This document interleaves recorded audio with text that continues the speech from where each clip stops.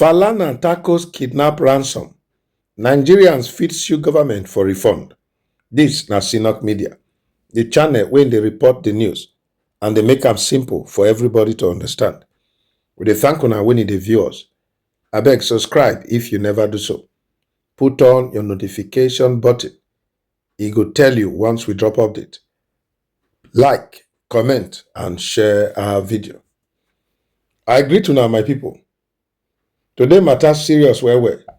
We go yarn about kidnappings for Nigeria and how our own human rights lawyer Femi Falana don advise say Nigerians wey don pay ransom fit sue government for refund. Yes, my people, una hear am correct. If government fail protect una, una fit drag them go court and demand back wetin criminals collect from una. So make una relax, grab your pen if you want note, and make we dive into the full gist.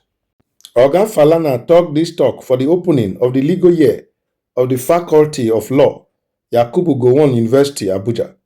He insist say persistent kidnapping na breach of the Nigerian Constitution and African Charter on Human and People's Rights because government dey fail protect lives.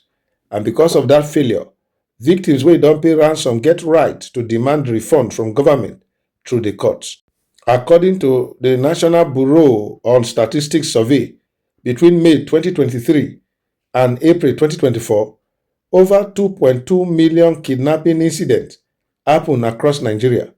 Nigerians don pay 2.23 trillion naira as ransom in that period, with an average of 2.7 million naira per victim. This no be small matter. Kidnapping don turn big criminal business, and government need urgent action. Falana talk say government dey respond differently based on person's class. When high-ranking politicians or rich businessmen dey kidnapped, authorities dey move fast. But for ordinary citizens, dem dey left at the mercy of kidnappers. Falana call am unfair system, and he urge all victims to demand justice via legal means. Falana say the courts fit hold government accountable for negligence. If victims pursue refund of ransom, e fit force government to improve security. E not just dey about getting back money, na about forcing reforms and protecting lives. Survey break am down. Rural areas dey record more kidnappings, 1.6 million cases, than urban, wey be 567,000 cases. Northwest zone top the chart with about 1.42 million cases, and the average ransom paid for urban na 3.7 million naira, while for rural areas na 2.3 million naira. This one shows say government must focus attention on high-risk zones and ordinary citizens, not just the elites. If victims sue government and demand refund, court may force government to allocate more resources to security. E go set precedent for citizens' right enforcement. E go put pressure on authorities to act proactively rather than reactively. 2.23 trillion naira ransom fit build hospitals, schools, roads, or infrastructure. Instead, e dey fuel criminal economy. When kidnapping dey pay this much, criminals get incentive to continue. Legal action and accountability fit start breaking this vicious circle. Some challenges exist though. Litigation dey expensive. Proving negligence e dey tricky, and delay for court system.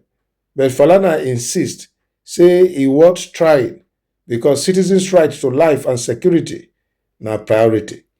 For victims, document ransom payments, contact lawyers, and gather evidence.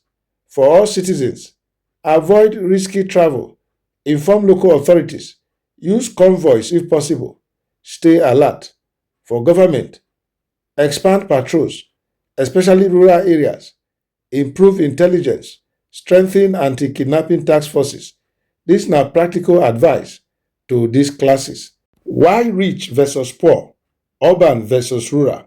Security resources cluster around high-profile areas, leaving rural communities exposed.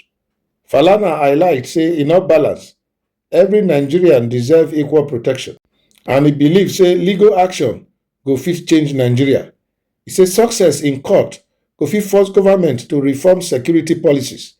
e go deter kidnappers, e go empower citizens to claim rights, but it require coordination and persistence. Protection of life na fundamental right, not privilege. So when people pursue reforms, citizens dey challenge systemic failure and dey push Nigeria towards accountability and equality. My people, make we reason am differently.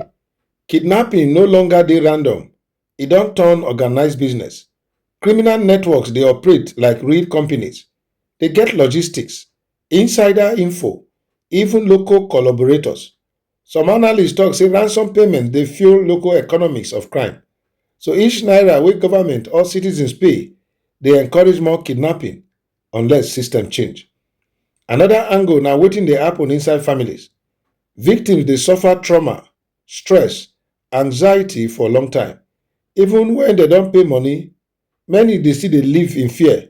No be only money loss, na emotional and social cost too. Schools, businesses, local trade dey collapse in high-risk zones because people dey scared to move around. So if citizens take legal action for refund, e not just dey about money, na about dignity, peace of mind, and asserting rights. One more thing, technology fit help. GPS trackers, mobile alerts, drones, and surveillance cameras fit reduce risk. Government fit partner with telecoms and tech companies to create real-time alert systems for kidnapping hotspots. Citizens fit use phone apps to report suspicious movement immediately. Falana push for legal action fit also accelerate tech adoption because government go fit pressure to prevent incidents and reduce random payouts. Make we think am this way. Government get moral and legal duty to protect citizens according to the Constitution. So when people dey pay ransom because authorities fail to act, government dey indirectly support crime by negligence. Falana dey push legal action so that citizens fit hold state accountable and demand justice, not just for money. Kidnapping dey erode social trust. People dey fear neighbors, roads, even schools.